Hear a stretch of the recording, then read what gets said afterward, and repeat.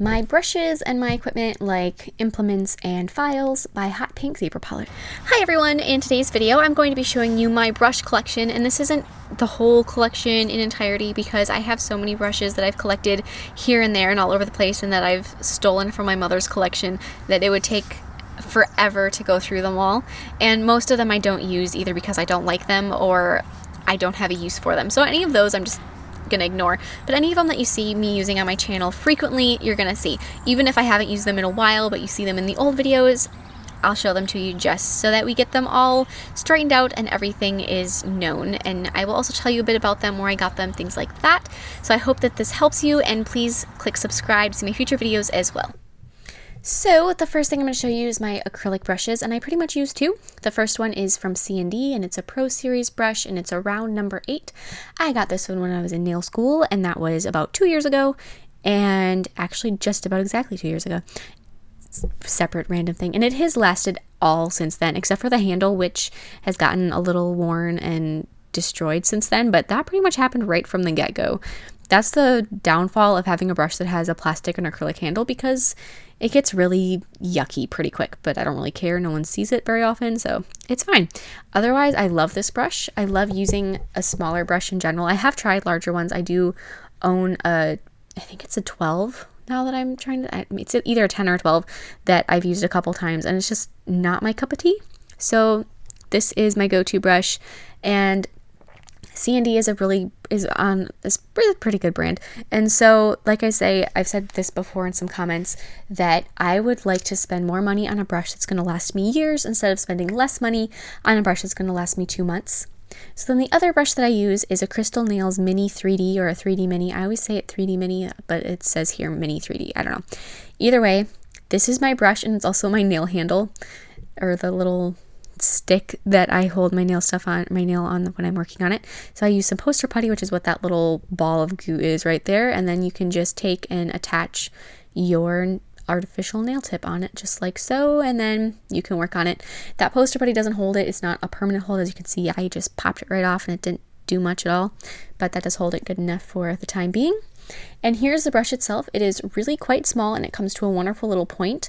There are all different kinds of shapes for 3D brushes. Some of them are pretty long, and I like this one because it's nice and short, and it tapers really nice and small. So you can make things that are a little bigger because the base of it is larger, so it can hold a larger amount of monomer. But the bottom of it comes to that nice point, so you can make really small things and details too. And the other thing is with the Crystal Nails brush, because it is an entirely metal brush, handle, cover, everything, the monomer doesn't erode the handle at all, so that is nice. So now for my gel brushes, these are the ones that you're going to see me doing, like when I'm doing something with gel paint, when I'm painting stuff with gel. So this one, the first one, is an Artist Loft Vienna, and it's a little daughter brush, and now that I'm looking at it, I can't see what size it is. I'll put it in the description box. I've got so much paint on that brush that I can't see what I'm trying to see. As you can see, I'm scraping off some of the paint so I can maybe tell what it is. I do know that it's a spotter brush or a daughter brush, depending on who you ask. Artist Loft is a brand that you can get at Michael's, at least if there's a Michael's near you. I would probably say, is one of my least favorite brands of anything, but for a gel brush, because I know that I'm going to be pretty much beating it up, I don't like to spend too much on it because I know that I'm going to be destroying it. So now this brush it's a Princeton art brush, and this one is a little bit longer, but I have cut it down some. And this one is just a little detail brush. And when you're doing something for gel, you want to make sure that you get a sable brush, because you're going to be like putting maybe rubbing alcohol on it and acetone on it, and so you want to make sure that's a little more durable. But don't spend too much money again, so get lower end sable. This brush is, now I'm going to be doing my acrylic paint brushes. So this one is from Born Pretty Store. It is one of my favorite brushes in the whole world. I did not have to cut it down, which is remarkable because I cut almost all my brushes for painting that I've had for doing the little details. So that one is awesome. Once again, check that one out for sure. This brush is it's my bigger area, my detail brush. I love this brush. I've had it for years. It's from Chinatown, in this tiny little calligraphy shop in San Francisco when I was being all touristy with my mom. And unfortunately, I don't know how to tell you where to get one or where I got it even, because I have no idea. So here's my liner brush for working with acrylic paint. This one is once again an Artist Loft. I don't know if you can see how it's starting to fray a little bit at the tip. It needs to be reformed again really, really bad. I should probably do that one of these days. And this one is going to be a little liner brush, as I said. Once again, Artist Loft, so that would be from Michaels. Besides the fact, it seems like Artist Loft, I've used paint from Artist Loft. I've used acrylic paint, like acrylic craft paint and acrylic art paint. Their brushes, I've had some canvases, and all in all, it just seems to be a little subpar, just in general. So that's my opinion of that brand. And then this brush is my current one-stroke brush. I have used another one-stroke brush in the past. If you're looking for that one that's angled, that one's just from eBay, and it's pretty much trashed now. That one is from Born Pretty Store, and I'll put links to it in the description box. This brush is one that I stole from my mother, so I don't know how to tell you where it is from again. This one is a Delta brush, and I use this for dusting all the time. It's amazing for dusting, and I've also used it a couple times for painting like my entire nail with a color, because it's got this wonderful, nice filbert type top that's a little bit going frayed now again. But I love that brush. That's why I stole it from my mom. This is my dotting tool. I have other dotting tools, but at the moment I break them. I'm a klutz. So this is the one I use most often. If I'm doing bigger dots, I like to use a brush anyway. And I don't use dotting tools all of that often. This I mostly use for carving things out of acrylic or out of a 3D or a 4D gel. So now I'm going to be going over my implements. And so the first one is my cuticle nippers. This I've used in like my manicure videos. Also, I use it on occasion to cut stuff, which you probably shouldn't do because you're going to dull your cuticle nippers. But if you're in a pinch and you just gotta do something, so this is the cuticle nippers I have. I don't know what brand it is or anything. Once again, I got it in school, but for the most part, cuticle nippers are cuticle nippers. These are my two little manicure scissors. The one I won at an auction. I don't know where it is from. I'm gonna keep saying that because all of these implements I have no idea. That silver scissors is awesome. That scissors is amazing. And it's pretty. I love that scissors. Once again, I got that in nail school. Most of my implements I pretty much got in school. So here's my cuticle pusher. I love having a cuticle pusher that's got that nice flat blade end. That helps so much for doing nail art because you can make sharp lines and you can do some carving with it. So I use that quite a bit. Otherwise, it's just a regular old cuticle pusher, nothing too exciting. The other thing about it that's nice is that it's got a really textured handle on it so it doesn't slip if your hands are wet, which is nice for doing manicures and pedicures and that sort of thing. Next up on the list is my little tweezers. I use these quite often in videos. They're stainless steel, which is one thing I do want to mention.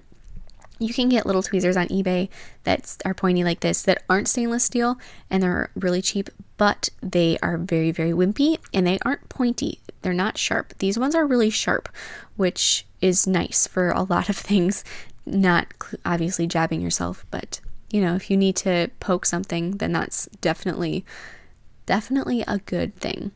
So now I'm going to be showing you my files. So the first one that I use for almost everything is going to be my OPI Edge 180 grit file. I mention in a lot of my videos that I file with a 180 grit file. This would be the file. I love the OPI Edge files. They are amazing. They're my favorite ever. They're extremely durable and they last a long time. Then I say I buff things with a 240 grit padded buffer. This is the buffer. It's a CND padded boomerang file. And I've owned two in my lifetime. And this is the new one. And that's one thing that I want to say, if at least in my state, even though they say they're disinfectable, you can't. So if you were to be using those in a salon, you would have to replace them. But then for my e-file, I'm using a Kupa Manipro Passport. I just got this a couple months ago, and so far so good, except for I did have an issue with one of my bits breaking. And I'll go into that in the description box if you want to hear that whole story. But it's really nice. Changing bits is so easy, and I love that it's cordless. There's a cord from the handpiece to the battery pack, but there's not a cord from the battery pack to the outlet, which you don't see all of that often. That's why it's called a passport, because you can walk around with it. And it has about an 8-hour battery life, which might not seem like it's very long, but who files for 8 hours straight? I know I certainly don't. I'd probably end up in, I don't know, the ER for severe shoulder pain if I was going to try to do that. But anyways, it's really nice, and on Kupa's website, there's different colors that you can get these files in, and you can get them in different packs. I got mine with a set of bits. As I said, I haven't had an e-file. I don't usually e-file, so if you watch like my older videos, you're going to see I don't use one at all. Recently, I've been sort of easing myself into it some more, and so I wanted to get bits so I would have a variety, so I thought that was a pretty good deal. If you have bits already, obviously that wouldn't be the route to go. And so the one that's in my e-file, and then these two are the ones I use most often. It's a safety bit, and then this really long skinny one that's good for gouging out holes in nails for art purposes. So those are the bits that came with it. There's actually quite a few, and it came with a whole bunch of the little sanding bands as well. And so now for my two lights, the first one is going to be my UV light that I don't have plugged in, so it's not going to turn on, that I got in school. Once again, this is from Sandy, and it's a higher end light. It's got different timer settings and power buttons and all sorts of stuff, and it's got a removable finger tray that I'm going to try to show you, but it didn't work very well. I do not think you can get this light anymore. Sandy has a new one out that they have, so even if you wanted this particular light, you might be able to have to go to eBay and get one. This other one is from A-Body, I think is how you say it, and it's an LED light that is an automatic one, so you just put your hands in and there's little eyes in there that sense when there's something in there to cure, and it turns on, and it has up to 99 seconds that it can cure. And so but you don't need it if it's LED, because LED stuff cures a lot faster, and so that's really nice. This light is lightweight, and I plan to travel with it, whereas the other one, just because I have it, I'm going to continue to use for doing my nails at home. But anyways, that's all that sort of stuff. I hope you found this interesting, and check the description box for the products. Bye!